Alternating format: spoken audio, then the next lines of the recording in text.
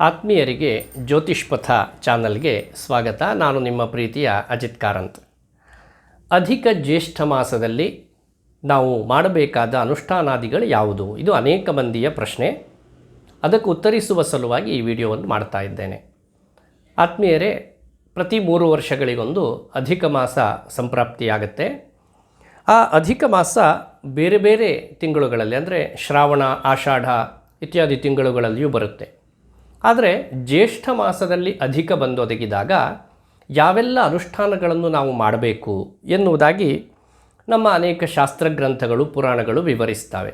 ಹೀಗೆ ಬೇರೆ ಬೇರೆ ಪುರಾಣ ಗ್ರಂಥಗಳನ್ನು, ಶಾಸ್ತ್ರಗ್ರಂಥಗಳನ್ನು ವಿಮರ್ಶೆ ಮಾಡಿದಾಗ ಹೆಚ್ಚಿನದ್ದಾಗಿ ಶ್ರೀ ಲಕ್ಷ್ಮೀನಾರಾಯಣರ ಆರಾಧನೆಯನ್ನು ಮಾಡಬೇಕು ಎನ್ನುವುದಾಗಿಯೇ ಅವರು ಸೂಚಿಸ್ತಾ ಇದ್ದಾರೆ.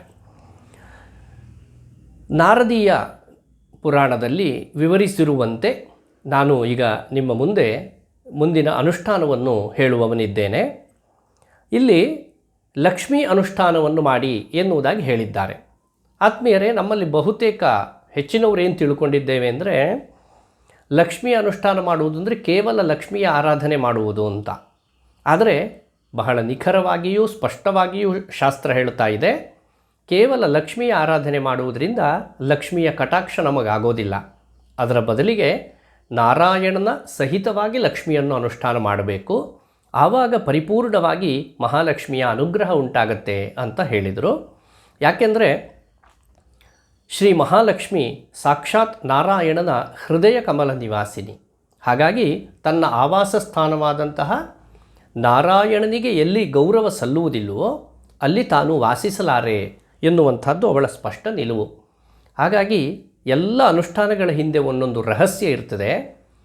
ಆ ರಹಸ್ಯವನ್ನು ನಾವು ಚೆನ್ನಾಗಿ ತಿಳಿದುಕೊಂಡು ಅದೇ ರೀತಿಯಲ್ಲಿ ಅನುಷ್ಠಾನವನ್ನು ಮಾಡಿದಾಗ ಮಾತ್ರ ಕ್ಷಿಪ್ರ ಫಲ ಮತ್ತು ಶುಭ ಫಲ ಪ್ರಾಪ್ತಿಯಾಗತ್ತೆ.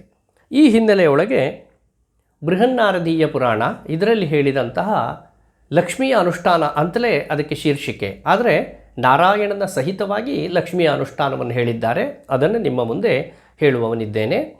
ಇಲ್ಲಿ ಅಧಿಕ ಜ್ಯೇಷ್ಠ ಮಾಸದಲ್ಲಿ ಮಾಡಬಹುದಾದ ಒಂದು ಅನುಷ್ಠಾನ. ಯಾವ ದಿವಸ ಬೇಕಾದರೂ ಮಾಡಬಹುದು. ಇದಕ್ಕೆ ನಿರ್ದಿಷ್ಟವಾಗಿ ಇಂಥ ದಿವಸವೇ ಮಾಡಬೇಕು ಅಂತಿಲ್ಲ, ಅಥವಾ ಅಷ್ಟೂ ದಿವಸಗಳು ಈ ಅನುಷ್ಠಾನವನ್ನು ಮಾಡಬಹುದು. ಎಲ್ಲ ದಿವಸಗಳು ನಮಗೆ ಅನುಷ್ಠಾನವನ್ನು ಮಾಡಲಿಕ್ಕೆ ಆಗೋದಿಲ್ಲ ಅಂತ ಹೇಳಿದವರಿಗೆ ಏಕಾದಶಿ, ದ್ವಾದಶಿ ಅಥವಾ ಪೂರ್ಣಿಮೆ ಈ ತಿಥಿಗಳು ಬಹಳ ವಿಶೇಷವಾದವು ಅಂತ ಹೇಳಿ, ನಮ್ಮ ಅನುಕೂಲ ಮತ್ತು ಅವಕಾಶ ಯಾವತ್ತಿದೆಯೋ ಆ ದಿವಸ ಈ ಅಧಿಕ ಮಾಸದ ಒಂದು ಅನುಷ್ಠಾನವನ್ನು ಮಾಡುವುದರಿಂದ ಸಾಮರ್ಥ್ಯ ಇದ್ದವರು ಮತ್ತು ಅನುಕೂಲ ಇದ್ದವರು ಪ್ರತಿ ದಿವಸವೂ ಈ ಅನುಷ್ಠಾನವನ್ನು ಮಾಡುವುದರಿಂದ ಹೆಚ್ಚು ಶುಭ ಫಲವನ್ನು ಕಾಣುವುದರಲ್ಲಿ ಯಾವುದೇ ಸಂಶಯ ಇಲ್ಲ. ಈ ಅಧಿಕ ಜ್ಯೇಷ್ಠ ಮಾಸದಲ್ಲಿ ಹೇರಳವಾಗಿ ಹಾಲು, ತೊಗರಿ ಇವುಗಳಿಂದ ಮಾಡಿದ ಉತ್ಪನ್ನಗಳನ್ನು ಅಥವಾ ಪದಾರ್ಥಗಳನ್ನು ನಾವು ನೈವೇದ್ಯವಾಗಿ ಬಳಸಬಹುದು.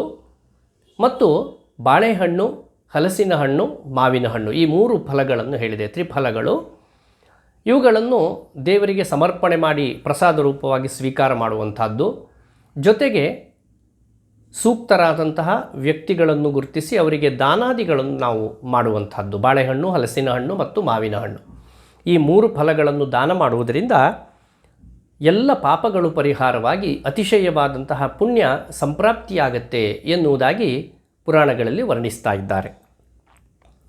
ನಮ್ಮ ಮನೆಯಲ್ಲಿ ಇರಬಹುದಾದ ಸಾಲಿಗ್ರಾಮ ಶಿಲೆ ಅಥವಾ ಲಕ್ಷ್ಮೀನಾರಾಯಣರ ವಿಗ್ರಹ ಅಥವಾ ಲಕ್ಷ್ಮೀನಾರಾಯಣರ ಭಾವಚಿತ್ರ ಫೋಟೋ ಇದಾಗಬಹುದು. ಇದರ ಮುಂದೆ ಕುಳಿತುಕೊಂಡು ಒಂದು ಸರಳವಾದ ಅನುಷ್ಠಾನ, ನಾನು ವಿಶೇಷವಾದ ಯಾವ ವ್ರತಾನುಷ್ಠಾನವನ್ನು ಹೇಳ್ತಾ ಇಲ್ಲ, ಒಂದು ಸರಳವಾದ ಪೂಜೆ ಇದನ್ನು ಹೇಳ್ತಾ ಇದ್ದೇನೆ. ಮನೆಯಲ್ಲಿ ಇರಬಹುದಾದ ಹೂವು ಮತ್ತು ಪತ್ರೆ ಇವುಗಳನ್ನೇ ತೆಗೆದುಕೊಂಡು, ತುಳಸಿ ಪತ್ರೆ ಬಹಳ ವಿಶೇಷ, ಇವುಗಳಿಂದ 12 ನಾಮಗಳಿಂದ ಅರ್ಚನೆಯನ್ನು ಮಾಡುವಂಥದ್ದು. ಮೊದಲಿಗೆ ವಿಷ್ಣುವಿಗೆ, ಆನಂತರ ಮಹಾಲಕ್ಷ್ಮಿಯ ಬೀಜಮಂತ್ರ ಸಹಿತವಾದ ಮೂಲಮಂತ್ರ ಎನ್ನುವಂಥದ್ದು ಬರುತ್ತೆ, ಅದರ ಅನುಷ್ಠಾನವನ್ನು ಮಾಡುವಂಥದ್ದು. ಜೊತೆಯಲ್ಲಿ ಒಂದು ಕೊನೆಯಲ್ಲಿ ಪ್ರಾರ್ಥನಾ ಶ್ಲೋಕ ಇದೆ, ಅದನ್ನು ಪಠಿಸುವಂಥದ್ದು. ಇದು ಮಾತ್ರ ಈ ಅನುಷ್ಠಾನದ ವಿಧಾನ. ಅತ್ಯಂತ ಸರಳವಾಗಿದೆ. ನೈವೇದ್ಯ ನಾನು ಮೊದಲು ಹೇಳಿದ ಹಾಗೆ ಆ ಪದಾರ್ಥಗಳಿಂದ ನಾವು ಮಾಡಬಹುದಾಗತ್ತೆ. ಆತ್ಮೀಯರೇ, ಇಲ್ಲಿ ಕೇಶವಾದಿ ನಮಗೆಲ್ಲ ಗೊತ್ತಿರುವಂತಹ ನಾಮಗಳೇ ಆಗಿದೆ. ಆದರೆ ಅವುಗಳನ್ನು ಪಠಿಸುವಲ್ಲಿ ಒಂದು ಕ್ರಮವನ್ನು ಹೇಳಿದ್ದಾರೆ. ಆ ಕ್ರಮದ ಅನುಸಾರಿಯಾಗಿಯೇ ನಾವು ಆ ನಾಮಮಂತ್ರಗಳನ್ನು ಉಚ್ಚರಿಸುತ್ತಾ ಅರ್ಚನೆಯನ್ನು ಮಾಡುವಂಥದ್ದು ಬಹಳ ಸರಿಯಾದ ಕ್ರಮ. ಒಂದು ವೇಳೆ ನಮಗೆ ಅರ್ಚನೆ ಮಾಡುವುದಕ್ಕೆ ಯಾವುದೇ ಹೂಗಳು ದೊರಕಲಿಲ್ಲ ಅಥವಾ ಪತ್ರೆ ಇಲ್ಲ, ನಮ್ಮಲ್ಲಿ ತುಳಸಿ ಪತ್ರೆ ಇಲ್ಲ, ಇಂತಹ ಸಂದರ್ಭದಲ್ಲಿ ಏನು ಮಾಡಬಹುದು ಅಂದರೆ ಕೇವಲ ಈ ನಾಮಮಂತ್ರಗಳನ್ನು ಪಠಿಸುವುದರಿಂದಲೂ, ಭಕ್ತಿಯಿಂದ ಶ್ರದ್ಧೆಯಿಂದ ಈ ನಾಮಮಂತ್ರಗಳನ್ನು ಪಠಿಸುವುದರಿಂದಲೂ ಕೂಡ ಆ ಅನುಷ್ಠಾನದ ಫಲ ನಮಗೆ ಪ್ರಾಪ್ತಿಯಾಗತ್ತೆ. ಈ ರೀತಿಯಾಗಿ ಈ ಅಧಿಕ ಜ್ಯೇಷ್ಠ ಮಾಸದ ಅನುಷ್ಠಾನವನ್ನು ನಾವು ಸಂಪನ್ನಗೊಳಿಸೋಣ. ಮಂತ್ರಗಳು ಹೇಗೆ ಬರುತ್ತೆ ಇದನ್ನು ಗಮನಿಸಿ. ನಾನು ಇದನ್ನು ಡಿಸ್ಕ್ರಿಪ್ಷನ್ನಲ್ಲಿ ಕೂಡ ಬರೆದಿರ್ತೇನೆ. ಇದರಂತೆಯೇ ನೀವು ಅನುಷ್ಠಾನಾದಿಗಳನ್ನು ಮಾಡಬಹುದಾಗತ್ತೆ.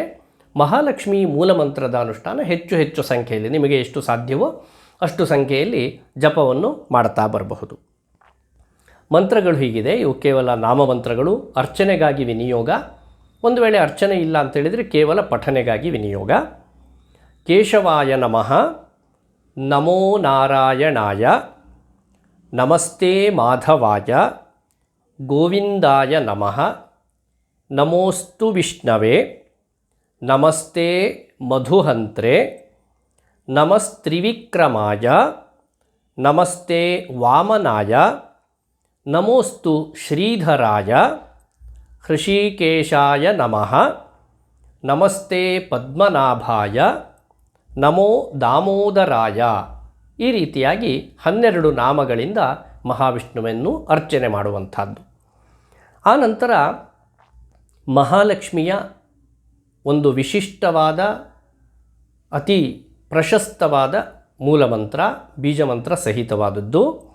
ಓಂ ಶ್ರೀಂ ಹ್ರೀಂ ಕ್ಲೀಂ ಐಂ ಕಮಲವಾಸಿನ್ಯೈ ನಮಃ.